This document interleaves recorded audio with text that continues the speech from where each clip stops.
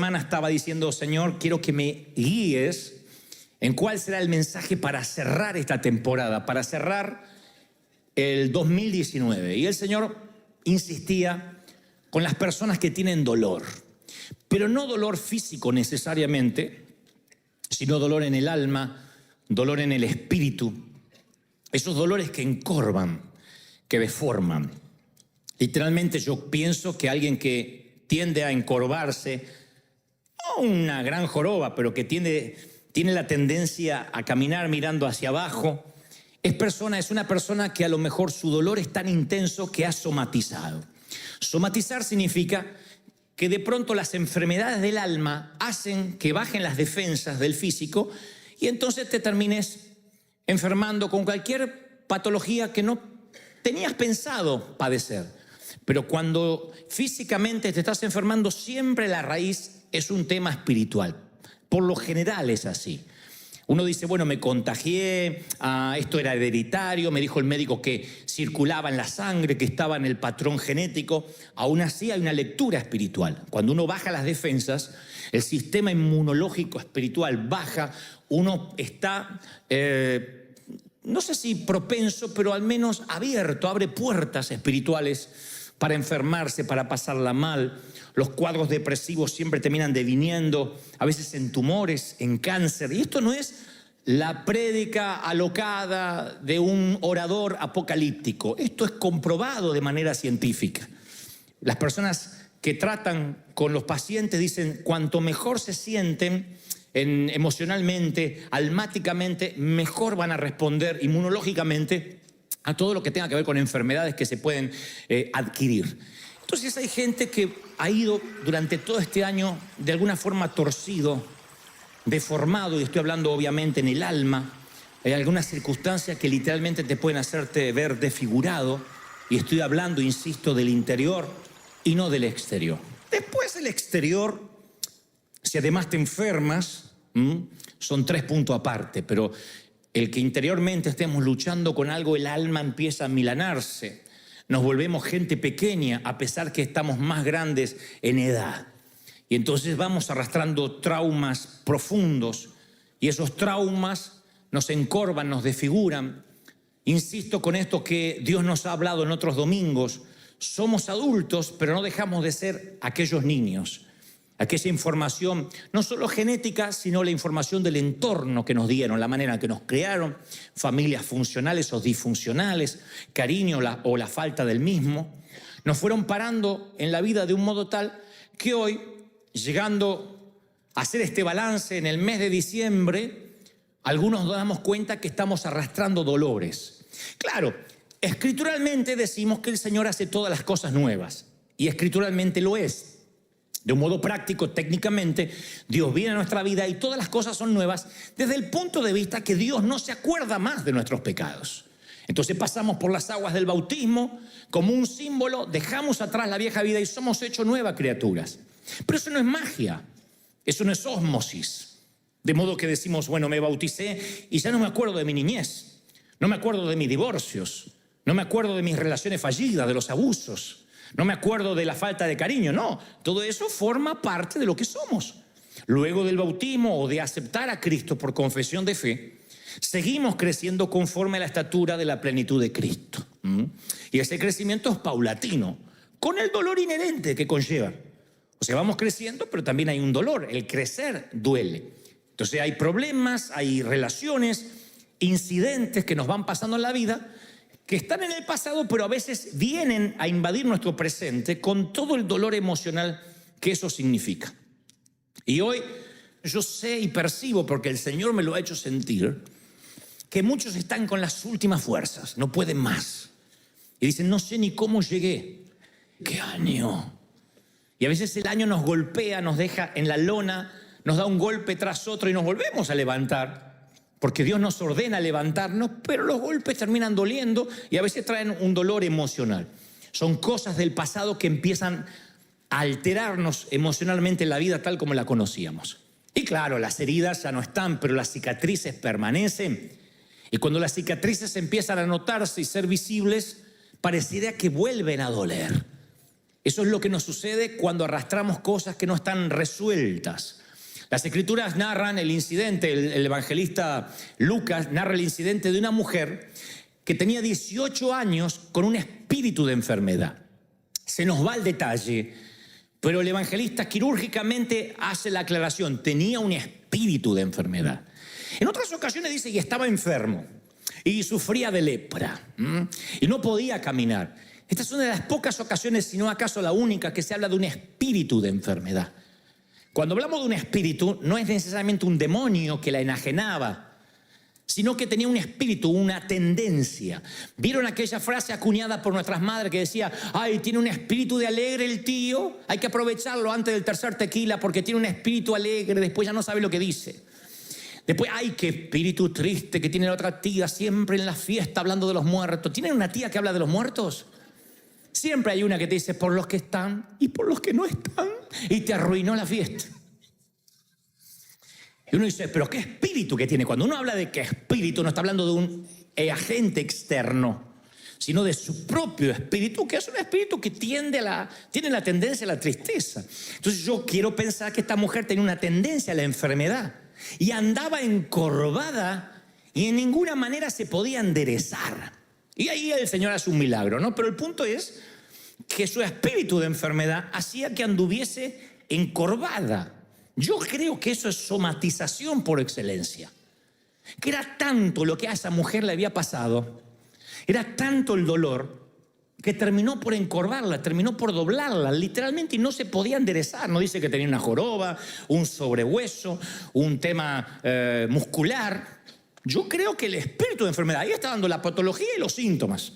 Y el síntoma. La patología era que tenía un espíritu de enfermedad. El síntoma, que andaba encorvada.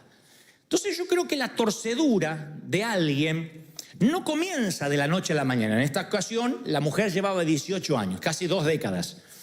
Uno suele ver un árbol torcido y saca las conclusiones respectivas. Cuando uno ve un árbol torcido dice: mira, se torció el árbol, se ve que le agarró una tormenta. Los árboles no se tuercen por una tormenta. Ni aun las palmeras de la costa este de los Estados Unidos, que parece que se van a doblar como el junco, quedan torcidas después de una tormenta. Las hojas quedan un poco para el costado, pero luego se vuelven a enderezar. Cuando uno ve un árbol torcido, y esto saben los que plantan, los que han tenido huerta, fincas, saben que un árbol, si está torcido, es porque el retoño estaba torcido. Es la torcedura del retoño, del árbol pequeño, que provoca que el árbol adulto se encorve. Entonces uno, volviendo a la vida diaria, uno ve a una persona con las ramas quebradas. Lo ve con el tronco mutilado. Y lo primero que piensa: uy, mira qué amargado, tiene un espíritu de amargura. Este es bipolar, ay, qué cara de vinagrada. Se ve que está así por el marido, se ve que está así por la suegra. Y claro, la suegra se le está quedando hace 3 semanas para esta fiesta. Uno saca la conclusión de que esa rama torcida es por algo que le pasó ahora. Pero Dios siempre ve el retoño que debieron haber dejado en paz, que debieron enderezar. Dios ve el retoño joven, Dios ve el árbol joven que está torcido y anhela sanidad. El hombre, el adulto, suele ver a otro adulto y ver que está torcido y hacemos un juicio de valores. Está torcido porque no tiene a Cristo, porque es un carnal. Tiene esa cara en todo el culto, yo no sé para qué viene. Uno no ve la historia, Dios ve la historia.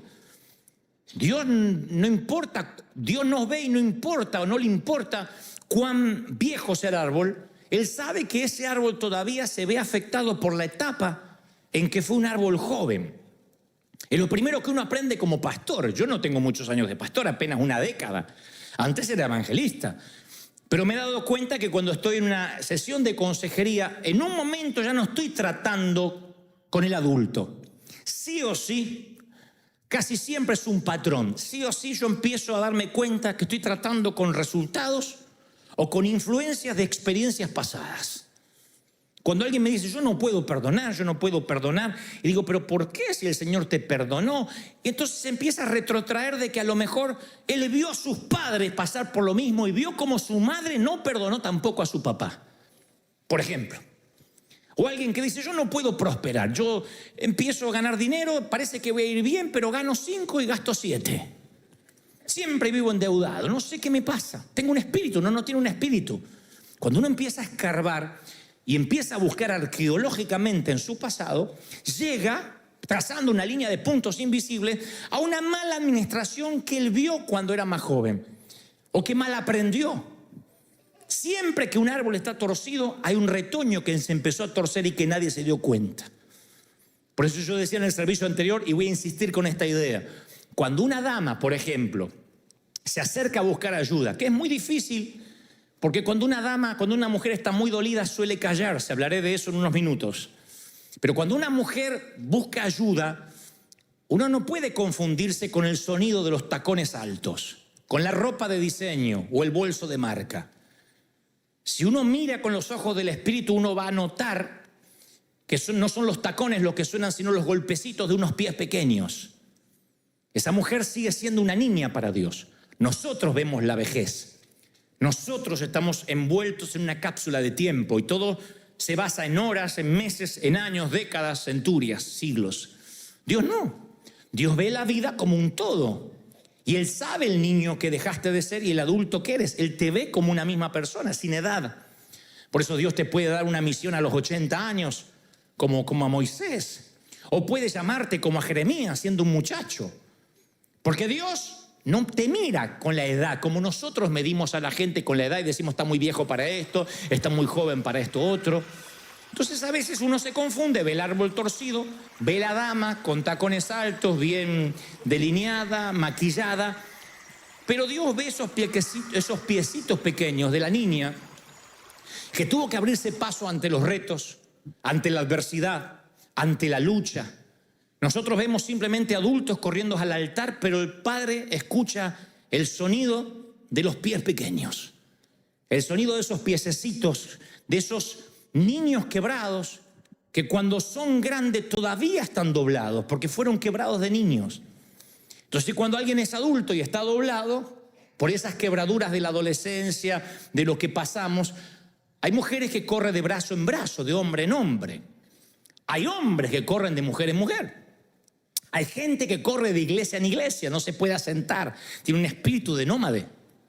Y uno dice, ¿qué le pasa? Este es un frío, aquella es una promiscua o una ninfómana, este es un adicto al sexo. Y no siempre es tan lineal y tan literal el diagnóstico. A veces el que corre de brazo en brazo o el que busca afecto es gente que de alguna forma está cansada de viajar y nunca llegar a destino. Está tan quebrado, tan doblado, que si se mirara a sus pies y sus pies pudieran hablar, le preguntarían, ¿dónde he estado? ¿Dónde te han llevado esos pies? ¿De qué están huyendo? A veces nos quedamos estancados, y así le puse a este mensaje para que no te lo olvides, estancado entre dos pisos, que es lo peor que te puede pasar en un elevador. A mí me ha pasado muchas veces que el elevador hace y se queda entre dos pisos. No estás ni en el tercero ni en el segundo. Queda en el medio, hasta que los bomberos no te vienen a rescatar, ahí te quedas. En un elevador es solo un pésimo momento y una anécdota más para contar. En la vida es más grave. Quedarte estancado en la vida es saber que te falta poco para llegar a esa felicidad que tanto anhelas, pero tampoco estás en la tristeza, estás en la mitad, estás estancado. La gente que está doblada del dolor está estancada en dos pisos, así lo veo yo. Es gente que ha sufrido tanto que se quedó ahí en la mitad. ¿Cómo sobrevive al estancamiento? Protegiéndose del dolor. ¿Qué es lo que hacemos cuando no permitimos que el Señor intervenga quirúrgicamente? Se los digo con conocimiento de causa. He hablado con mucha gente que ha sido tan lastimada que lo que hacen es generar una armadura en derredor del corazón. Por ejemplo, una dama que han jugado con sus sentimientos, que la han usado como un bote de basura simplemente para quitarse sus ganas hormonales de tener sexo. La mujer cierra su corazón. Y cuando cierra su corazón, lo protege obviamente. Va a ser una abuelita con el corazón protegido. Pero ese corazón va a estar tan protegido que no va a poder ni dar amor ni recibir amor. Cuando uno cierra el corazón, es verdad que lo protege, pero nada entra y nada sale, no puede dar, no puede bendecir, es un estado de purgatorio emocional. Eso lo hacemos la mayoría de los seres humanos. Nos lastiman con algo y decimos, nunca más. Un socio nos estafa, nunca más me asocio. O en su defecto, si volvemos a confiar en un socio, tomamos cientos de recaudos. Pasamos la Navidad con el abogado en el medio por las dudas. ¿Por qué? Porque cerramos el corazón. Porque quedamos como los pollitos lastimados. Mi papá criaba gallinas y pollos. Y cuando un pollito se lastimaba, principalmente de un lado, los pollos, por si nunca vieron un pollo vivo, tienen un ojo de cada lado. No, porque algunos solo lo ven congelado. Tienen un ojo de cada lado. Entonces, cuando se lastima una parte, no ve del otro ojo. Entonces, el pollito siente un ruido así y se asusta. Entonces, mi papá siempre me decía, no corras como pollo lastimado. Cuando uno se lastima, tiene miedo a cualquier cosa, la ve como una amenaza. Cualquier cosa que les extraña es una amenaza. Y ante la amenaza, se cierra. Y trata de proteger el corazón. Es un instinto básico. Pero cuando bloqueas el dolor, cuando haces eso para que no te duela más, también bloquea los demás sentimientos. Y cuando bloqueas los demás sentimientos, te vuelves una persona, como dice la Biblia, con corazón de piedra. Los sermones no te tocan. Hay gente acá que se congrega que los mensajes no les llegan.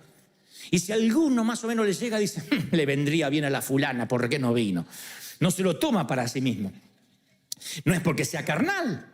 Es porque cierra su corazón, porque lo está protegiendo. El sexo no la toca, o no lo toca en el caso que sea un caballero. Las caricias del cónyuge no logran tocar el lugar que realmente le duele. Hay muchas personas acá que las noches de pasión los dejan vacíos. Él no sabe que cuando pone los brazos a tu alrededor ni siquiera te está tocando, porque hiciste una suerte de armadura. Es como si tu corazón estuviese encerrado en una membrana plástica, en una burbuja. Y no solo es en cuestiones de hacer el amor, en cuestiones de vivir. Hay gente que nunca más abre su alma y vive su vida en cuarentena. El dolor lo tiene en cuarentena, en cuidados intensivos. Y entonces parece que vive, parece que ama, parece que acaricia, parece que besa, pero parece. La vida te ha lastimado tanto que realmente si te pudieran ver en una radiografía espiritual te verían encorvada o encorvado. El dolor te ha doblado y te has protegido como pudiste, porque uno en la vida, mi querido, vive como puede. Uno hace lo que puede, siempre lo digo, no se culpen los padres si se sienten mal los padres, uno es el papá que puede ser, con los recuerdos mal o bien que tuvo y con lo que tuvo que salir adelante. No te juzgues si tuviste que tener 2, 3 empleos para mantener la casa y en el proceso de asfaltar tu casa perdiste el alma de tus hijos. A veces pasa. No es para que tengas condescendencia de ti mismo ni digas, bueno, ya que ni qué, me vale padre. No es para eso. Pero para que entiendas que uno hace lo que puede, como nuestros padres. En su ignorancia, algunos sin capacidad académica nos dieron lo que creían que estaba bien y eso uno va haciendo en la vida, uno vive como puede. Y en ese vivir como puede, uno a veces se lastima con algo y como no tenemos un pastor, un consejero, un líder, entonces ¿qué hacemos? Nos protegemos el corazón y decimos, no me dañan más. No confío más en los hombres, no confío más en las mujeres, no confío más en los pastores, no confío en los profesores, en los tíos, etcétera, en quien te haya fallado. Por eso la verdadera soledad no tiene que ver con el hecho si compartes una cama o una casa con alguien. La soledad se intensifica mucho más cuando tienes muchas razones para no estar solo y sin embargo te sientes solo. ¿Y por qué te sientes solo? Bueno, no siempre es así, pero me atrevería a pensar de que muchas veces nos sentimos solos porque hacemos un caparazón para que no nos vuelvan a lastimar. No siempre la soledad significa que no quieren ayudarte, porque no hay ausencia de rostros, hay solo ausencia de intimidad. Y cuando uno siente que no te quieren ayudar, no es que no te quieren ayudar, es que a veces ponemos tantas capas de cebolla, tantas capas encima, que claro, quien está a nuestro lado, quien camina la vida con nosotros, solo puede hacer un atisbo en la superficie, no llega a lo profundo. Construiste una protección tan buena que terminó siendo la celda para uno. Se convierte en una prisión. Entonces vives en soledad. Dice, me siento solo, me siento triste, no sé, no me entiende mi cónyuge, no me entienden mis hijos. ¿Será que el problema lo tienen todos? ¿O el dolor te encorvó de manera tal que como protección levantaste armadura, levantaste un muro? Y los muros no solo protegen al que está dentro, sino que dejan fuera al que quiere entrar. Y no entras ni sales. No siempre significa falta de ayuda. Por eso yo lo llamo estar atascado entre dos pisos. Uno queda atascado entre su propia protección que uno levanta. Eso es estar literalmente atascado, asuntos sin resolver. Sentiste que la vida se te fue y estás esperando que regrese. Tú dices, bueno, en algún momento se va a desatascar el elevador y no se destraba, está ahí. Tú dices, bueno, en algún momento la vida me va a dar un refrigerio y no. Sigues peleando y sigue peleando y la vida tuya es un cuadrilátero de boxeo. El lunes te pones los guantes y a pelear y a pelear y a veces ganas, a veces pierdes por punto y a veces no cao. ¿Cuánto más se puede vivir así? Ojalá pudiera predicarte que te vas a reencarnar en algo, que este es un ensayo y que la próxima, si te reencarnas, sabrás cómo vivir. Lamentablemente y lastimosamente tienes una sola vida. Y cada día te estás muriendo. Desde el vientre de tu madre a la sepultura, todos los días tienes un día menos de vida. Entonces, no entender cómo vivir es perderse la calidad de la vida. Es vivir sobreviviendo y no vale la pena sobrevivir. No vale la pena sobrevivir en ninguna área, ni a nivel sentimental, ni a nivel espiritual, ni a nivel social. Sobrevivir es lo más espantoso que te pueda ocurrir. No todos los que han muerto realmente han vivido, recuérdenlo. No todo el que baja al sepulcro realmente ha estado vivo realmente. Gente que vivió atascada entre dos pisos, atascado entre dos pisos. Me consta de gente que vive queriéndole probar algo a alguien que ya no está en su vida. Uy, lo hemos visto tantas veces en la iglesia. Todo lo que hace es sobrevivir para demostrarle a aquella persona que ya no está en su universo, que ya no gravita a su alrededor, para que se entere cómo me va. Yo quiero que mi ex me vea, que me puse nuevas pompis, que no me las pagó y me las pagué yo sola. No importa si el otro ya no la disfruta. Es cosa de loco. Hay gente que vive para las redes sociales, para que gente a la cual no le importas te ponga like. Y vivir para que la gente a la cual no le importa, y me consta que no le importas, porque de los 800.000 seguidores que puedas tener, no vas a conseguir 4 que vengan a cargar tu ataúd. No vas a conseguir uno al que pueda llamar a las 3 de la mañana y el que se te pone like a la foto con filtro. Descubrir eso, descubrir por tu salud emocional, que no sirve vivir buscando identidad o definición del que dirá. Hay otros que todo lo que hacen es para que el padre se sienta orgulloso. Y tienes 40 años, 50 años y todavía quieres ganarte la aprobación de papá. Diré lo que dije en el servicio anterior. Posiblemente no te la ganes nunca por una cuestión de brecha generacional. Hay cosas que nuestros padres ya no nos van a entender, como nosotros hay cosas que no entendemos a nuestros hijos. ¿Cuántos de acá tienen hijos que tienen 34 años y para Navidad pidieron el nuevo jueguito? ¿Dónde estabas a los 34 años tú? Pariendo. Con el cuarto hijo, saliendo adelante. ¿O no? Y hoy hay una generación que dice, no, es que ahora la nueva juventud es a los 84. Ay. Hay una escasez de madurez. Y esa escasez de madurez hace que por una cuestión lógica nosotros, que somos la generación saliente, los que nos estamos yendo, no vamos a entender. Yo le decía la vez pasada que no entiendo los pantalones rotos porque para mí es pobreza. Y se venden pantalones rotos más caros. Más caros porque están rotos. Resulta que yo era rico cuando era chico porque todos estaban rotos. Ya no lo voy a entender por mucho que me esfuerce. El Señor dice, no se pone vino nuevo en odres viejos. De modo que si el vino nuevo entra en el odre viejo se rompe. Entonces hay una cuestión de cariño, de amor. Yo he escuchado este mensaje dicho por predicadores, algo como, viene el vino nuevo y va a romper el odre, o cambia, o Dios te lo rompe. No, Dios no es así. Dios dice, no se pone. Al odre viejo hay que respetarlo. Al odre viejo hay que respetarlo porque ya no va a cambiar. Porque tuvo otra crianza, nació en otro siglo, en otro año, y hay otras culturas, otros valores, otros principios que obviamente lo ponen en la vida diferente a como te pone a ti. Y a ti te pone en otra posición a como en la grieta que está tu hijo, en otra parte. No están enemistados, pero ante la misma situación piensan diferente. Entonces, cuando la gente vive queriendo ganarse la gratificación del padre, sobrevives, estás atascada entre dos pisos.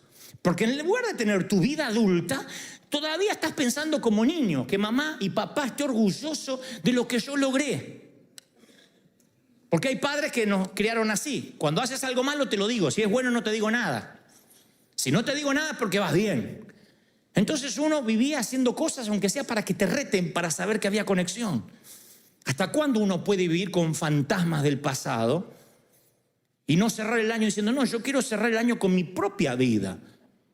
Las personas heridas o las personas que buscan validación en fantasmas, en relaciones fallidas, son personas que no pueden emprender nuevas relaciones porque están tan dolidos que están compartiendo cama continuamente con el sufrimiento.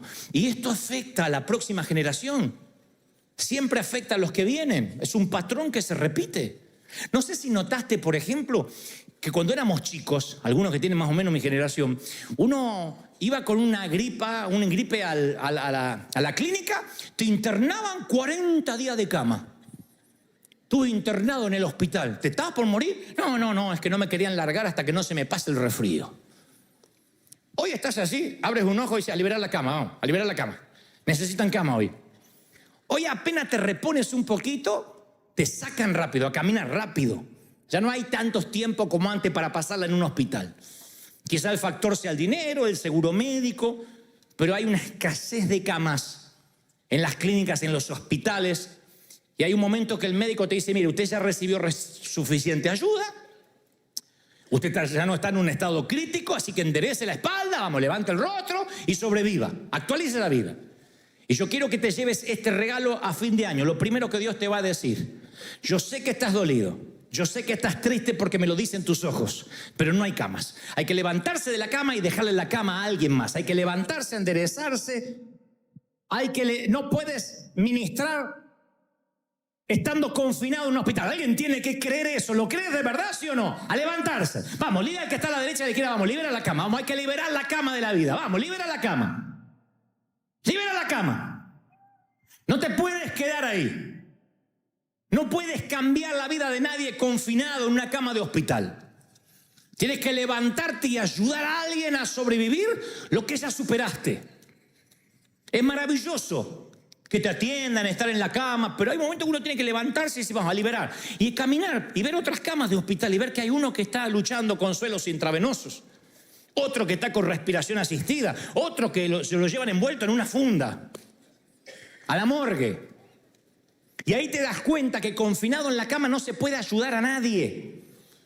Hay un momento que uno tiene que decir, bueno, está bien, ok, yo soy una persona doblada por el dolor, me han pasado muchas cosas. Pero me tengo que levantar, liberar la cama a alguien que está peor que yo y ayudar. Hay mucha gente que necesita la cama donde tú estás. Hablo en términos metafóricos. Hay mucha gente que se está divorciando ahora y necesita la cama que tú estás, que te divorciaste hace 10 años y todavía estás llorando. Hace 20 años que te pasó lo que te pasó y estás ahí ocupando una cama de alguien que le está pasando lo mismo, de lo que tú ya deberías haber superado. Hay que liberar la cama. No todos los que predicamos y alentamos es que estamos sanos y saludables. Pero no bien uno se puede parar, uno tiene que salir y bendecir. Ayudar a que otros ocupen esa cama. Uno no puede quedarse hasta sentir que ya no hay rehabilitación sino fiaca. Me quedo en la cama esperando sentirme bien. No se puede en la vida vivir así porque perdemos años, perdemos vida, perdemos meses.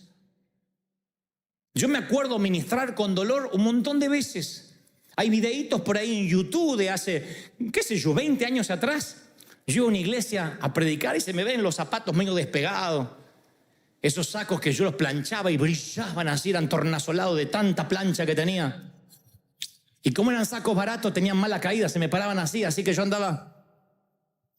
Parecía que tenía trasero grande, no, era el saco barato. La ropa cuando es barata se levanta así. Y ustedes me van a ver ahí diciendo, yo trabajo para un Dios que paga bien.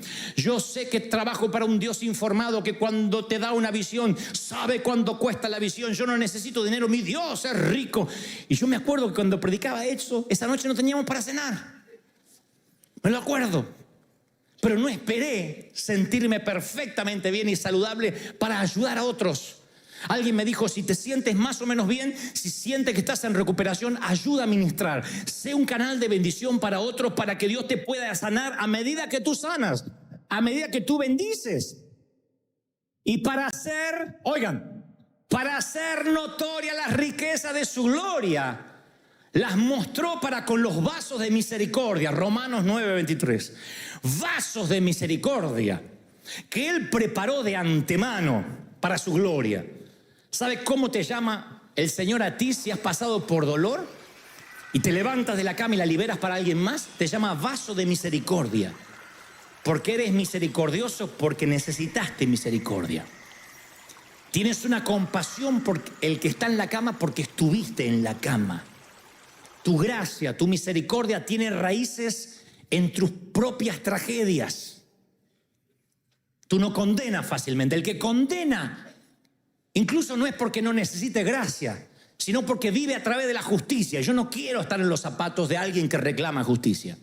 Cuidado cuando dice justicia para mi ex marido, que le agarre justicia, que le salga un grano en el dedo gordo. O más arriba, no sé dónde aparece el grano. No pida justicia. Porque si pides justicia para él, vendrá justicia para ti. Tú no quieres la justicia para ti. Te aseguro, cree en lo que te diré. Tú no quieres justicia para ti.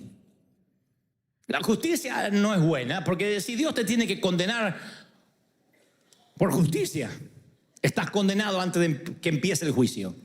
Tú necesitas misericordia todos los días.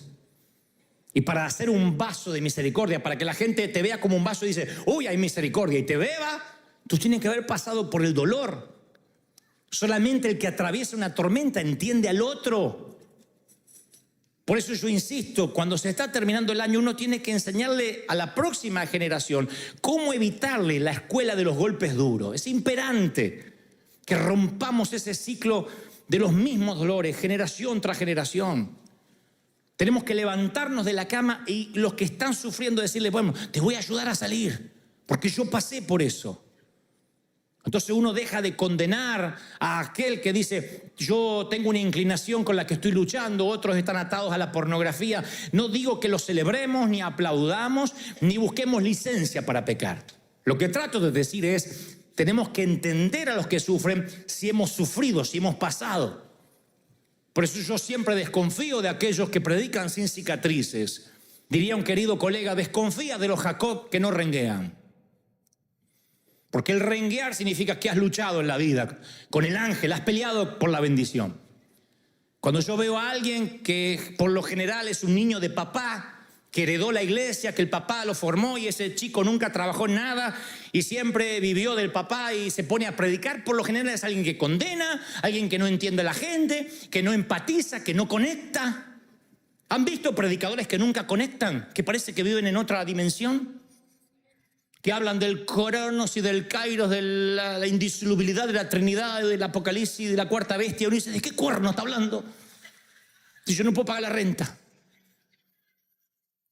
Pierden la conexión. Pero pierden la conexión porque no han vivido tormenta, no tienen cicatrices. Hay un chiste por ahí que decía que se encuentran de esos en el Far West, dos de esos tipos malos, villanos, y uno abre así y dice, Kansas City, y tiene una cicatriz. Y otro abre así y dice, Oklahoma City. Y otro tiene una cicatriz así y dice, New York City. Y el nene de papá dice, Appendix City.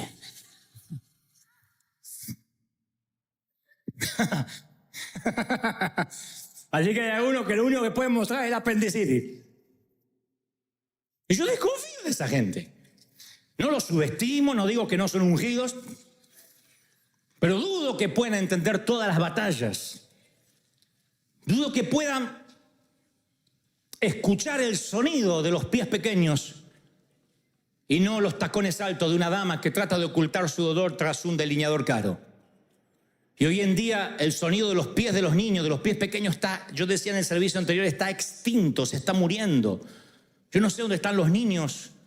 No sé si alguien más notó de que ya no hay dibujos de tizas en las veredas donde las niñas antes jugaban, donde ya no se venden cuerdas para saltar. Las niñas, en vez de estar jugando con muñecas, están empujando cochecitos de bebés reales. Los niños, en vez de estar jugando con pelotas de trapo como hacíamos nosotros, porque ni siquiera había para pelotas de verdad, están matando zombies y jugando en red con alguien más al otro lado del continente, y han desaparecido los niños de las calles. Ya no empujan triciclos, ya no andan en bicicleta ni en skate, sino que están detrás de una pantalla. Hemos perdido el sonido de la niñez. El sonido de la niñez se perdió. Así como en Los Ángeles nadie camina, tienes que ir a Manhattan para ver gente caminando, así también se ha perdido la gente o los niños que deambulaban por las calles. Porque son asfixiados por la vulgaridad, son expuestos a la pornografía y les roban la infancia. Ahora pueden acceder a cualquier basura virtual a través de las redes de chat, de conversaciones de internet. Y algunos son esos retoños que se empiezan a torcer porque son víctimas directas. Otros son apenas espectadores, pero víctimas de todas maneras. Hay niños que han crecido en su casa mirando un cuadrilátero de boxeo. Hace un momento me decía un querido pastor, me decía, yo me acuerdo que vivía todo el tiempo, mi papá llegaba borracho y decía, contéstame a la mujer, y tiraba y rompía cosas y la casa quedaba un desastre. Y yo mirando allí, esos son los niños que desde el closet observan la violencia doméstica y se van anestesiando a eso. Aunque le digan lo contrario en la iglesia, aunque le digan lo contrario en la escuela, se van anestesiando que la manera normal de tratar a una mujer es así. La mujer es una sirvienta, una cosa. La mujer te tiene que lavar los platos, lavar los calzones, esperarte y atenderte, porque eso lo vi en mi casa. Y esa cultura machista, cuando uno ve uno de esos árboles torcidos, esos machistas torcidos, no se torcieron por la cultura. Se torcieron porque de chiquititos, de retoños, fueron los mudos testigos de cómo se trataba a una mujer. Es la mutilación de las mentes tiernas. Por eso digo, el Señor mira los piececitos, aunque nosotros ya tengamos pies grandes. Esos niños que fueron testigos de pesadillas, que tendrían que tener en su memoria, tendrían que tener la mente llena de galletitas, de galletas horneadas y de juegos de mesa, lo único que tienen es náusea mental de todo lo que han visto. Por eso se está perdiendo la niñez. Por eso estamos perdiendo la nueva generación. Por eso no estamos pudiendo salvar la profecía. No la estamos salvando porque esos niños se acostumbraron a ser o víctimas directas o espectadores de violencia, o de desconexión, o de falta de amor.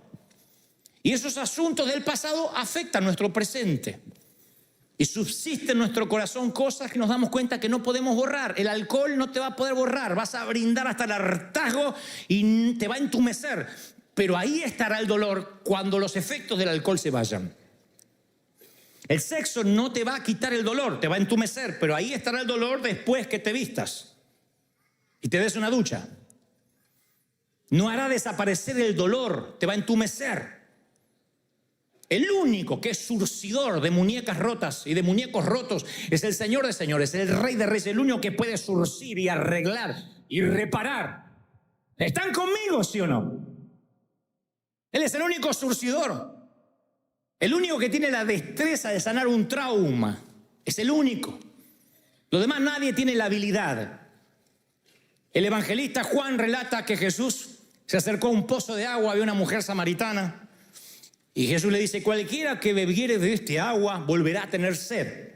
Mas el que bebiere del agua que yo le daré no tendrá sed jamás, sino que el agua que yo le daré será en él una fuente de agua que salte para vida eterna. La mujer le dice, Señor, dame de ese agua para que yo no tenga más sed, ni venga aquí a sacarla. Jesús le dijo, ven y llama a tu marido y ven acá. La mujer dijo, que yo no tengo marido. Jesús le dijo, bien has dicho. No tengo marido porque 5 maridos has tenido. Y el que ahora tiene ni siquiera es tu marido, es una aventura. Esto has dicho con verdad. Yo no sé si alguna vez viste una persona rota, en este caso una mujer rota. Una mujer rota no la describes ni por el cabello, ni por el perfume, ni por la ropa, mucho menos por la profesión o por el grado universitario. Para ver una mujer rota tienes que ver como Jesús, a la samaritana. Tienes que ver las cicatrices por encima o detrás del maquillaje. Las heridas que el delineador y el rímel no pueden borrar, ni las sombras pueden borrar. Cuando alguien está roto, sea hombre o sea mujer, en este caso es una dama en la historia, cuando uno tiene muchas heridas, le cuesta mantener relaciones. Porque acá no dice la Biblia que la samaritana era una prostituta. Y no es porque la Biblia cuidara los adjetivos, porque cuando se trataba de una ramera, dice, y era una prostituta. Aquí no. Aquí es una persona que Jesús sabe ver que es una mujer herida. Una mujer herida o un hombre herido trata de buscar en el sexo opuesto a alguien que le ayude con el peso de su dolor. Y el único que puede cargar el peso de tu dolor es Jesús. Todos los demás se cansan, se rinden y se van. No hay persona. Tú pones un peso excesivo y siempre el peso excesivo romperá el vagón. Pones peso sobre los seres humanos y los seres humanos van a fallar. Por eso es necesaria la sanidad. Si no arreglas lo que te pasó, los humanos te van a fallar. No puedes pasarles tus problemas del pasado a nadie, excepto a aquel que los puede solucionar, excepto a Jesús. Es el único que le atraen los problemas ajenos porque los puede resolver. Después nadie, ninguna relación puede resolver lo que te pasó cuando niño o cuando niña. Aún a los hombres rotos, miren qué ironía, miren qué injusto que es esto en cuestiones del amor. Aún a los hombres rotos les atrae mujeres completas, mira vos. A hombres incompletos sueñan con mujeres completas, a mí me consta. Yo a veces hablo con algunos chamacos que me dicen, no, que yo quiero una mujer, que sea así, que tenga acá, que suene, que tenga 90, 60, y que sea linda, y que sea universitaria, que trabaje, que tenga papeles. ¿Y vos qué tenés para ofrecer, desgraciado? Buscamos la persona perfecta, pero no nos preocupamos en ser el perfecto para la otra persona.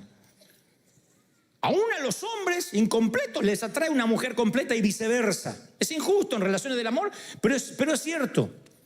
Porque nadie quiere iniciar una relación con fantasmas.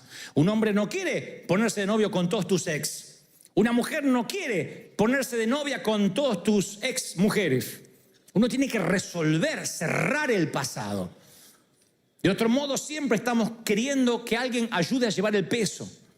Yo presumo que esta mujer que tuvo 5 maridos no era necesariamente promiscua, ni que sabía elegir mal, ni que todos la golpeaban. Lo más probable es que estaba tan herida, tenía tanta sed. El Señor miró a esta mujer y no le dijo, pero has cometido pecados, 5 maridos, qué vergüenza, y el que ahora tiene no es tu marido. Él ve en ella a una mujer que tiene sed. Jesús sabe que los caballeros que compartieron su cama eran el síntoma, pero ella es la patología, y le habla de su sed interior. Una persona en pedazos siempre busca validación. Cuando tienes un tanque emocional muy grande, necesitas que te amen. Y cuando hablo que te amen, no es que te compren ropa, ni cartera, ni bolso, ni que te lleven de vacaciones, ni que te den un auto. Cuando te hablo te amen, significa que alguien te mire a los ojos, llegue a tu alma y te dé lo que necesitas. Y entonces cuando tienes sed de amor, tomas malas decisiones. La sed es mala consejera. La sed te hace tomar decisiones que te puedes arrepentir toda la vida. Hay gente que se ha casado con sed de amor y no enamorada. Entonces uno le dice, ¿por qué te casaste si eres tan infeliz? Y porque quería escapar de la casa de mis padres. No soportaba más a mis viejos, así que el primero que pasó no era azul, pero lo pinté de azul y me fui con él. Otros dicen, ¿y por qué emprendiste eso? Y porque lo quería emprender porque estaba harto de lo otro. Entonces, para escapar de algo, emprendieron otra cosa. ¿Cuánta gente hay que ha hecho cosas porque la sed lo aconsejó? Dicen, y aprendan esto para estas fechas, que no hay que dejar que tu esposo vaya al mercado o a la tienda con hambre, porque va a traer un montón de cosas innecesarias. Tienes que llenarle la panza y que vaya a comprar, y ahí compra lo que le mandaste en la lista. Porque el hambre es mala consejera, la sed es mala consejera. Y cuando estás con sed y hambre emocional, tomas decisiones que te puedes arrepentir toda la vida. Y ahí después, claro, uno de grande ve el árbol torcido. Pero mira qué mala decisión que tomó. Pero fíjate la familia disfuncional que tiene. Y pensamos que vino el demonio y le torció el tronco. No, eso fue un retoño. Por eso Dios no ve el hombre elegante, sino ve los piececitos de ese niño. ¿Qué le pasó para llegar a tomar esta decisión? Muchos se pueden vestir muy bien, perfumarse bien, pero en los secretos están lastimados. El dolor no se quita con cosméticos caros ni con maquillaje. Y yo siempre le aconsejo a los hombres, si quieres conocer a la mujer que está a tu lado, tienes que llegar a la niña que fue. Si quieres conocer al hombre que está a tu lado, tienes que llegar al niño que una vez fue. Porque es la niñita siempre la que tiene cautiva a la mujer callada. Es la niñita la que tiene cautiva a la mujer callada. Siempre es el niñito el que tiene cautivo al hombre que no demuestra sentimientos. Hay hombres que no lloran. Yo he visto hombres que no lloran ni en el ataúd de su mujer, ni en el ataúd de sus hijos. Y uno dice, pero qué frío. Y uno mira al árbol y dice, qué torcido, tiene un demonio. Cuando uno se mete en su corazón y escarba, si logra quitar las capas de cebolla, te va a decir que un día el padre le secó las lágrimas y me dijo, usted es macho, no llore. Y él tenía las piernitas lastimadas, sangrando, no llore, que usted no es una nena. Y se le inculcó acá. Y el padre, quien sabe por qué machismo imbécil, le metió en su alma, le fraguó a fuego, le acuñó esa frase y marcó su destino para siempre. Y le quitó una de las mayores y más lindas emociones que un ser humano pueda tener, independientemente si eres hombre o mujer. Porque hombre no te hace no llorar. Lo que te valida como hombre es tomar decisiones, tener responsabilidad, tener carácter, amar a Dios, cuidar lo que Dios te dio, ser un líder, ser una persona de bien, no llorar o no llorar. Eso tiene que ver con temperamento. Hay cosas que nos marcan. Por eso yo quiero llegar ahora al retoño. Por eso el Señor dice, tienes que ver tu retoño. Sana a la niña y verás una mujer libre. Sana al niño en esta tarde y verás a un hombre libre, pero tienes que ver ese niño. Y esto no es retroceso, ni retrospectiva, ni sanidad interior. Esto tiene que ver con no sé si relacionarnos, si conciliarnos con el niño que fuimos. Yo hay cosas del pasado que no voy a cambiar, no puedo cambiar, no las puedo, ni tú tampoco. El pasado murió mientras yo dormía. Pero tengo por mi salud mental entender que esa fue mi niñez y el hombre que yo soy resultado de aquella niñez. ¿Qué voy a hacer con ese pasado? ¿Me quedo en la cama o la libero? Y ayudo a otros a salir. Las niñas pretenden jugar que son adultas. Eso no pasa con los niños. Nunca vi un niño que dice, voy a jugar a que estoy endeudado. Nunca vi un niño que dice, voy a poner los anteojos de papá y voy a jugar a que estoy de mal humor. No. Pero las niñas se ponen los tacones, se pintan, se maquillan. Y cuando una niña es abusada, cuando son molestadas, el hacer creer que es grande ya no es gracioso. Porque llega alguien y transforma esa pretensión en realidad. Cuando un adulto molesta o toca a un niño o una niña como si fuera una mujer o un hombre, está haciendo que el árbol joven se convierta en un árbol adulto torcido. Y no hablo solo de violaciones o de abuso sexual. Hay un abuso que es tan similar a este, que es el abuso emocional. Cuando sientes dolor, eres pequeño o eres adolescente y te dejan solo o te subestiman, o te hacen callar, o te hacen borrar las lágrimas, es un abuso emocional. No respetan lo que te está pasando. No respetan el estrés que tienes como niño o como adolescente. Y cuando eso pasa, te empiezas a torcer sin darte cuenta. Es increíble como en un chasquido de dedos, desde algo trágico como una violación, un esposo abusador, un toque prohibido de un tío, puede alterar la vida de un niño o de una niña de por vida.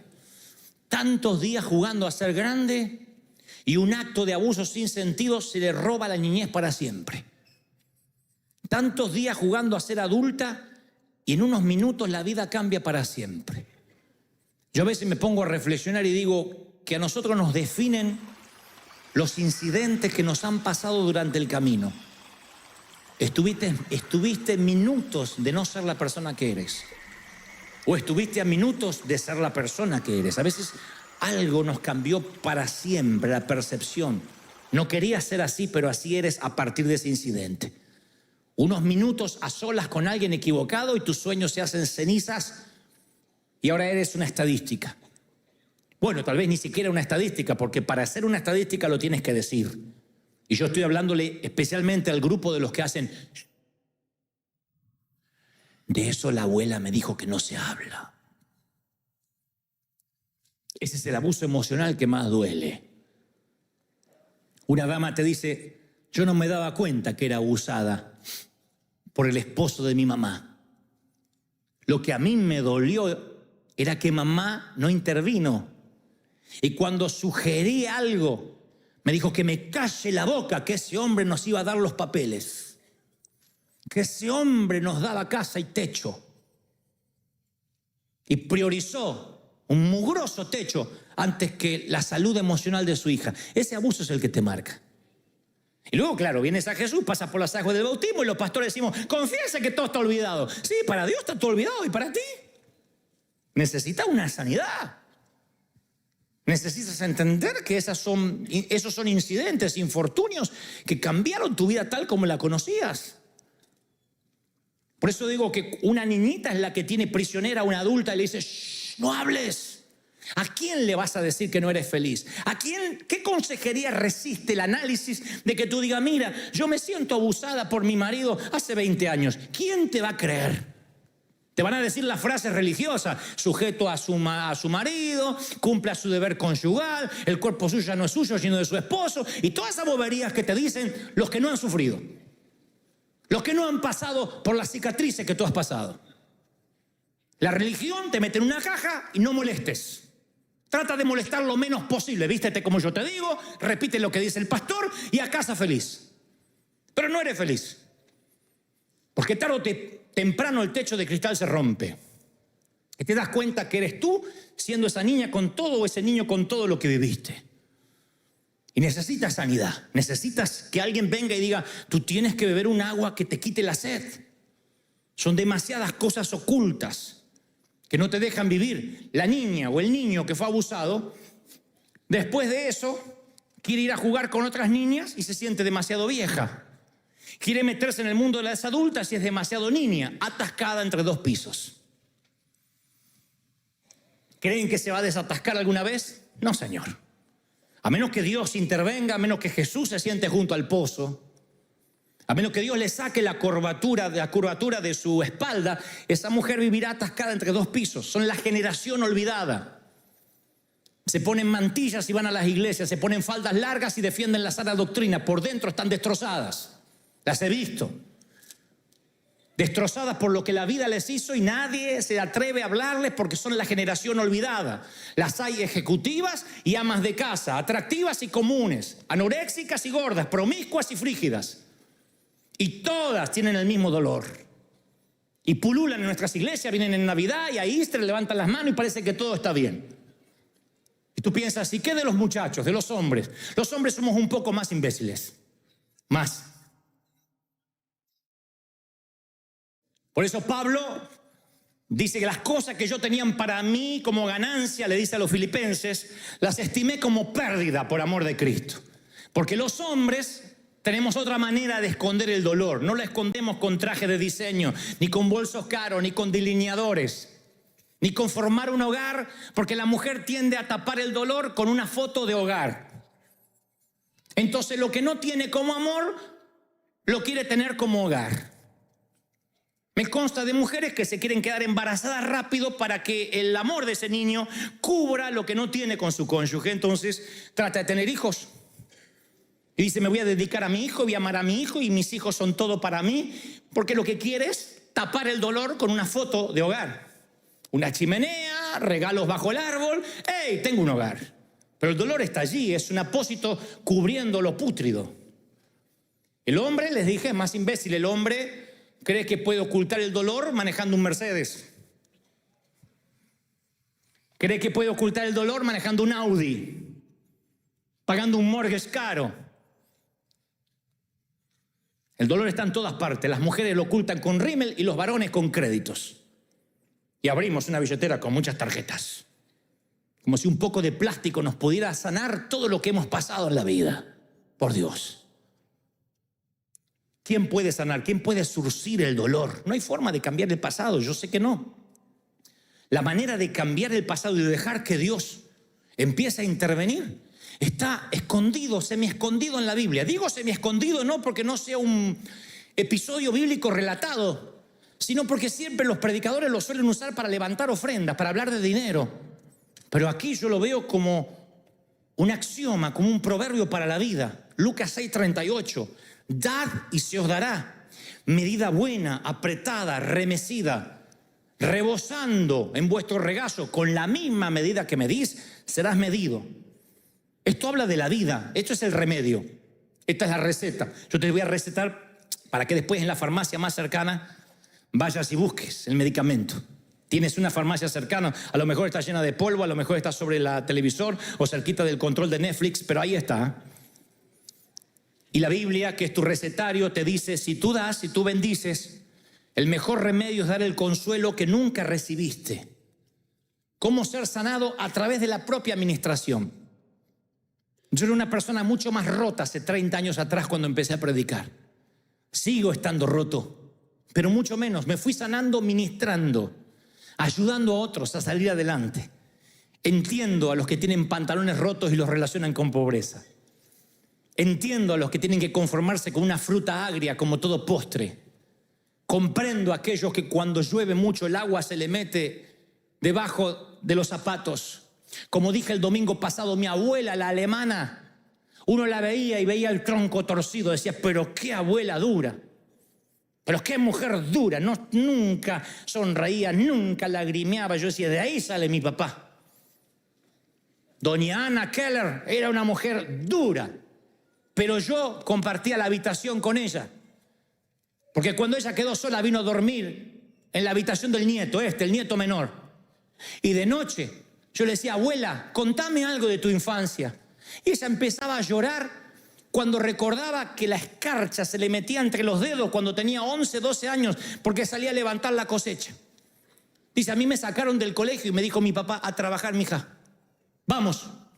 Y cuando pueda tener hijo, me tiene un hijo y se va. Pero acaba de levantar la cosecha. Y ella lloraba. Y yo le decía, abuela, ¿te duele mucho lo que tu papá te dijo? Y dice, no, todavía siento el dolor del hielo. 90 y tantos años la vieja. Y todavía sentía el dolor de hielo entre las comisuras de sus dedos.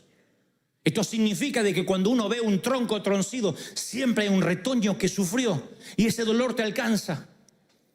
Pero la abuela decía, yo voy a ayudar a las niñas que están trabajando, porque yo sé lo que están pasando. Ella sabía que el remedio era ministrar. Dad y con la misma vara que mides serás medido. La vacuna se hace siempre con la infección. El antídoto siempre se hace con el veneno. La mejor gente para ayudar a otros son aquellos que han vivido, que han sufrido. Nunca podrás sanarte hasta que no uses tu dolor para ministrar. Eso, la administración le da sentido al dolor. La administración le da sentido a la vida. Cuando tú ministres, le dices, por eso me pasaba lo que yo estoy pasando. Cuando tú ministras, te sanas. Es lo que yo aconsejo. Levántate de la cama, que alguien más la necesita y ponte a sanar.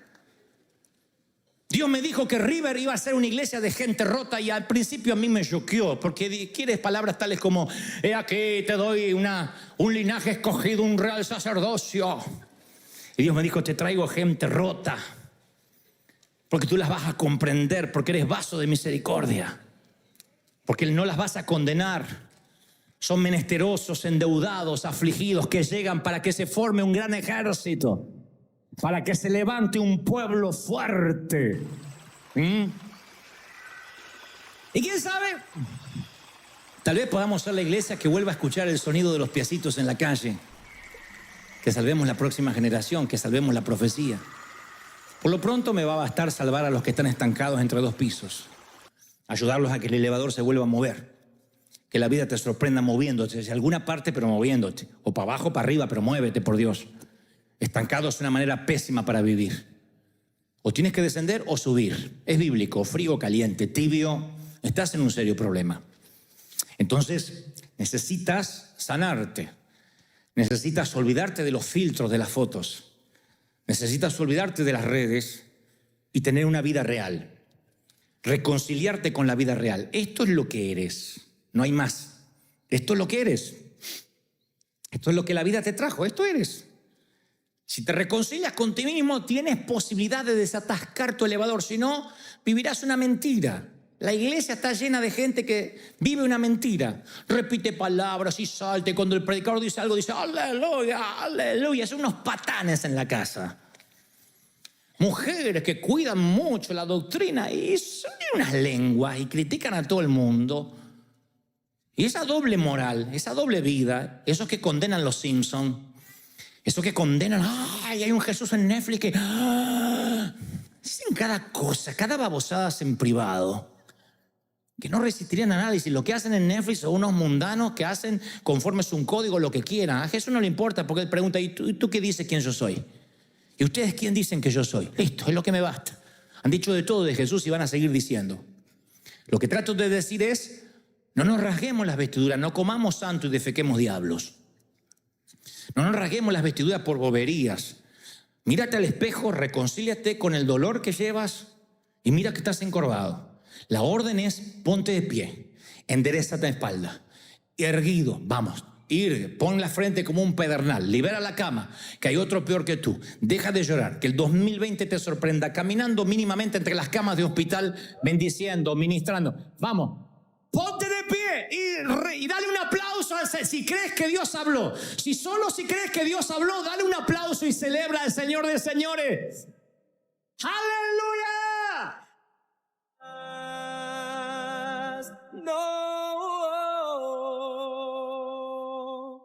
River Church es un río que no se detendrá jamás.